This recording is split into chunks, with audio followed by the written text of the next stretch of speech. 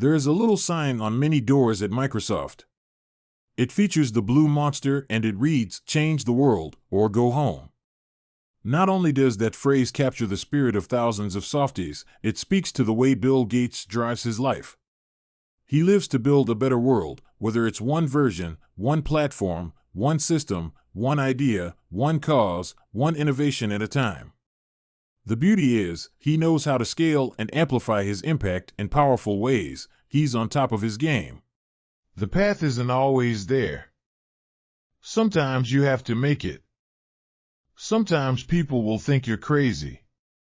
Sometimes you are just ahead of the curve. It's a dream for a reason, and sometimes making your dreams happen takes going out on a limb and giving your all for what you believe in. Bill Gates believed that the personal computer was the future and that there should be one on every desktop and in the living room, and it would change the way we work and how we live and drive from impact. Bill Gates makes choices based on impact. Whether it's following his passion or investing in a cause, he drives from making impact. He doesn't just do things because he can. He does things because they matter and he can make them scale. Bill Gates has a strong belief that all lives have equal value. Help those that can't help themselves. Everybody deserves a chance at their best life. Lift the underdogs of the world up. In his speech at Harvard, Bill says, taking a look back, one big regret is, I left Harvard with no real awareness of the awful inequities in the world. The appalling disparities of health and wealth and opportunity that condemned millions of people to the lives of despair. I learned a lot here at Harvard about new ideas and economics and politics. I got great exposure to the advances being made in the sciences. But humanity's greatest advances are not in its discoveries, but in how those discoveries are applied to reduce inequity. The world changes fast. The market changes faster, Bill says. In this business, by the time you realize you're in trouble, it's too late to save yourself. Unless you're running scared all the time, you're gone. In one of his powerful TED Talks, Bill says, there are some very important problems that don't get worked on naturally. That is, the market does not drive the scientists, the communicators, the thinkers, the government to do the right things, and only by paying attention to these things, and having brilliant people who care and draw other people in, can we make as much progress as we need to.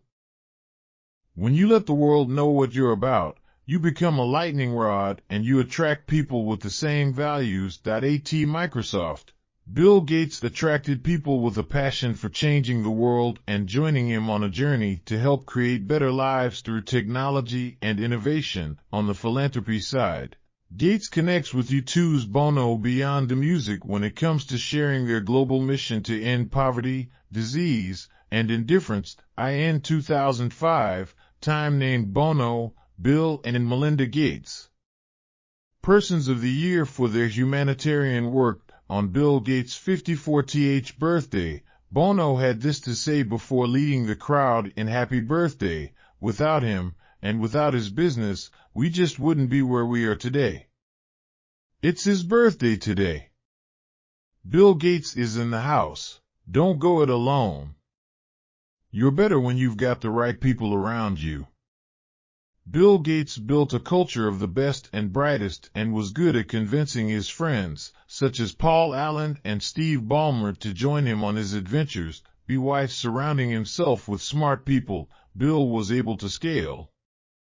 He also had a sounding board for ideas.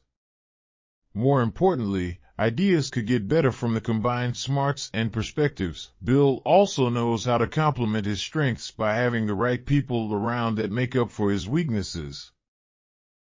It's about bringing ideas to market and applying research. If you don't innovate, you die.